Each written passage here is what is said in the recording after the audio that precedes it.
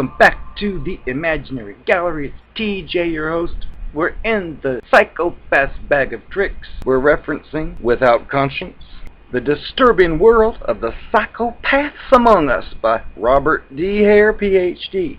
Should we simply give up?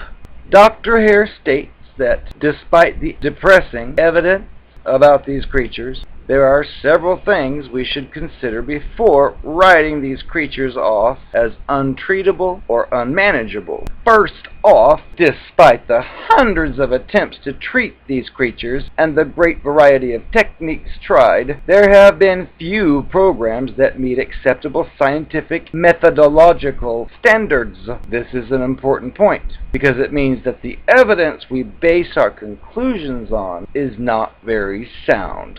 This applies to common reports that a particular program did not work and to the occasional report that something actually did work. Most of what we know is based primarily on clinical folklore, single case studies, poor diagnostic and methodological procedures, and inadequate program evaluation. Indeed, the state of the treatment literature on psychopathy is appalling. Perhaps the most frustrating thing about reading treatment literature is that the diagnostic procedures often are hopelessly inadequate or so vaguely described that it's impossible to determine whether a given program had anything at all to do with psychopathy. Another recurring problem in trying to evaluate treatment or management programs is the failure to use carefully selected control or comparison groups.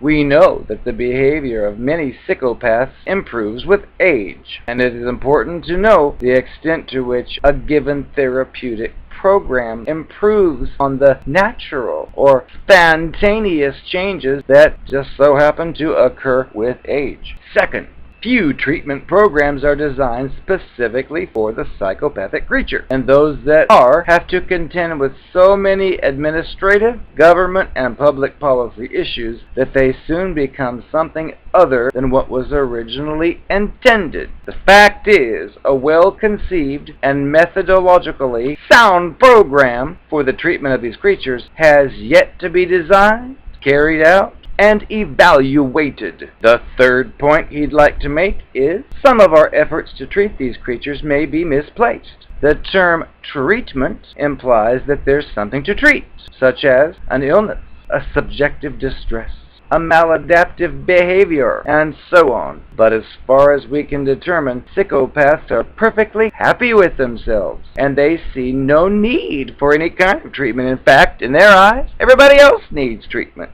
At least in the traditional sense of the term treatment. It's a lot easier to change people's attitudes and behaviors when they're unhappy with them than when they consider them perfectly normal and logical. But isn't the behavior of psychopaths maladaptive? The answer is that it may be maladaptive for society, but it is adaptive for the individuals themselves. When we ask a psychopath to modify their behavior so that it conforms to our expectations and norms, we may be asking them to do something that is against their nature. They may agree to our request, but only if it's in their own best interest to do so.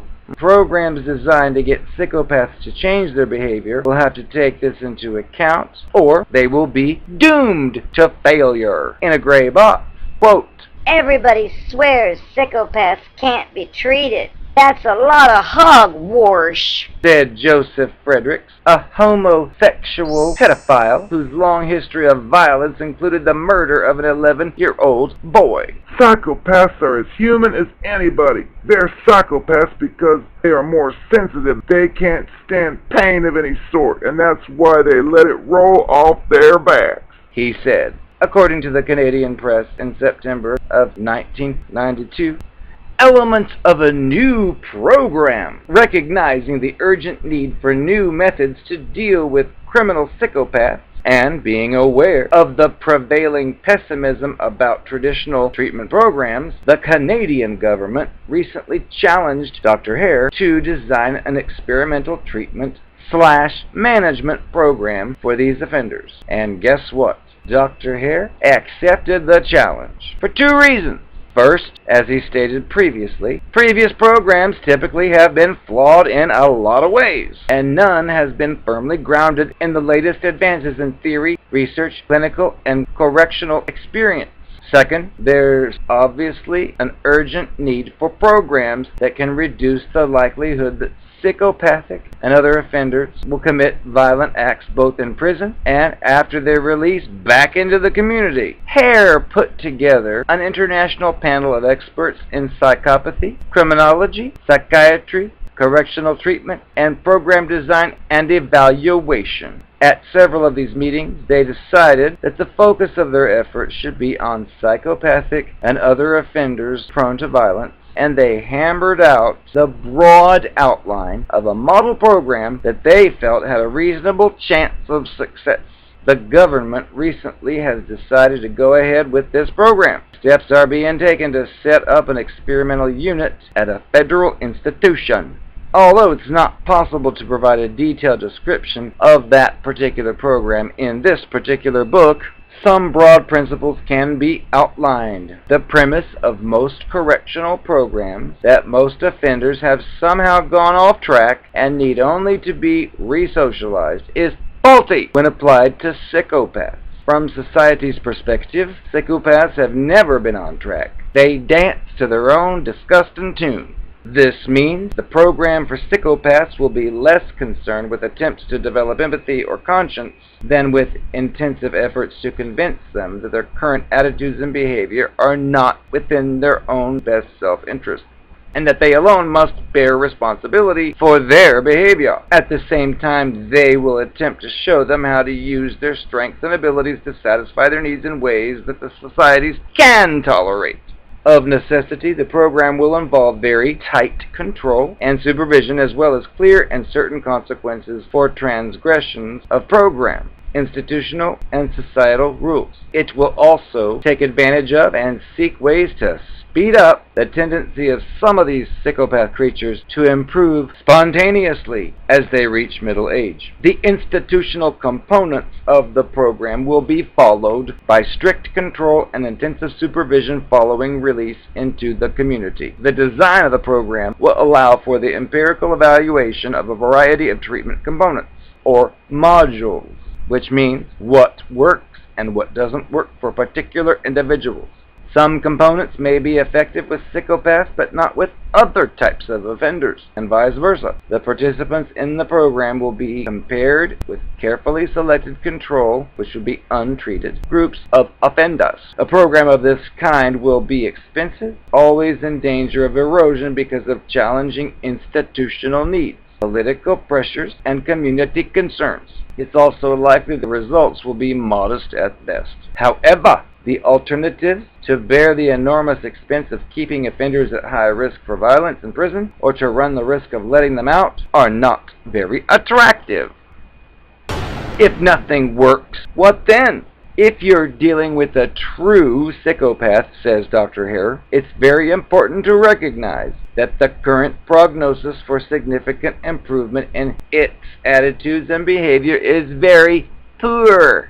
Even if the experimental program described above bears fruit, it will not be of much use to psychopaths who are not in prison or subject to tight control. If you're living with or married to a psychopath, you may already suspect that things are not going to get any better, which is accurate, and you may feel trapped by circumstances, unable to escape without putting yourself or others, especially your kids, at risk. The problem is particularly difficult and dangerous for a lady living with a psychopath who has a very strong need to possess and control people. And a lot of ladies think, maybe if I change, it'll all be okay. I can try harder. I can keep out of his way and become more tolerant. I could give in a bit more. However, as the growing literature on spouse abuse attests, such changes rarely do anything but reinforce and perpetuate the problem. Of course, the best strategy is to avoid becoming entangled and ensnared into the psychopath's disgusting web of lies and deceit in the first place. Admittedly, this is a lot easier said than done, but there are some things you can do to protect yourself if they don't work. the only thing you can do is try to minimize the harm you experience. The next part of his booklet offers some practical advice on both protection and damage control. I am the Narcopath, and I'm gonna give some more confessions. How do you like that?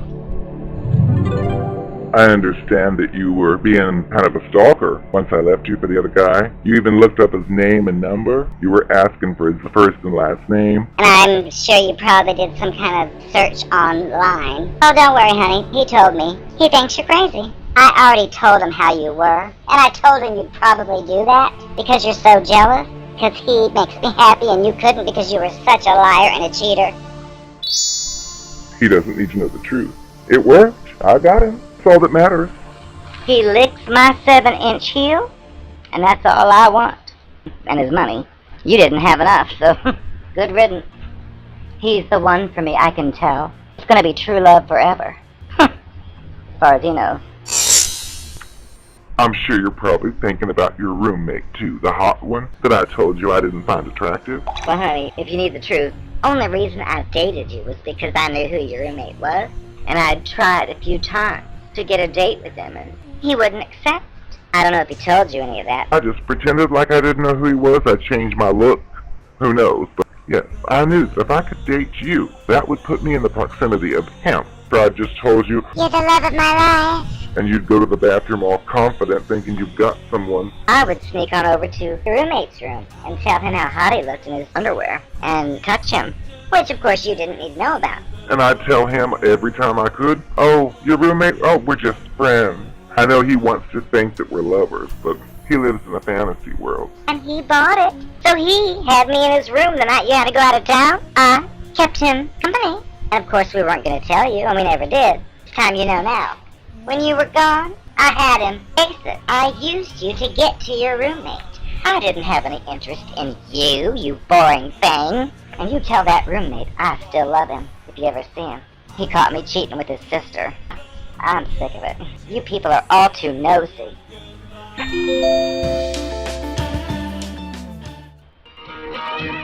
love myself. I want you to love me.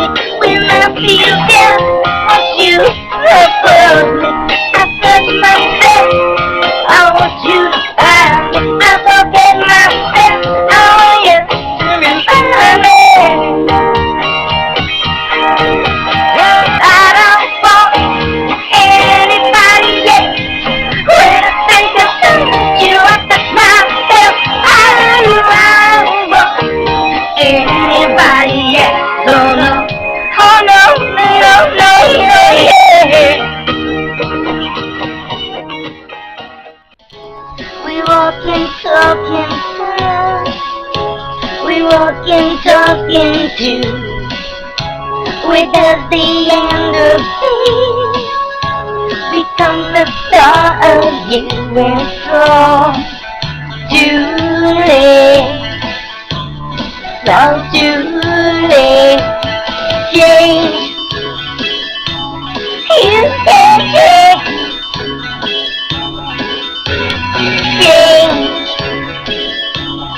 you can't change. What has happened to the friend that I was you? Has he gone away?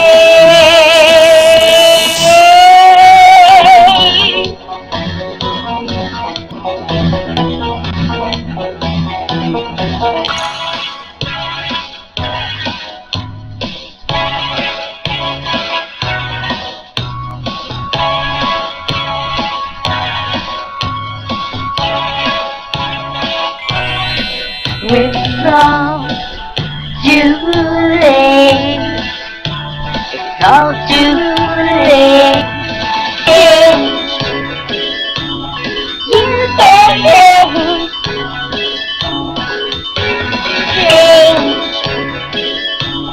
You can't change.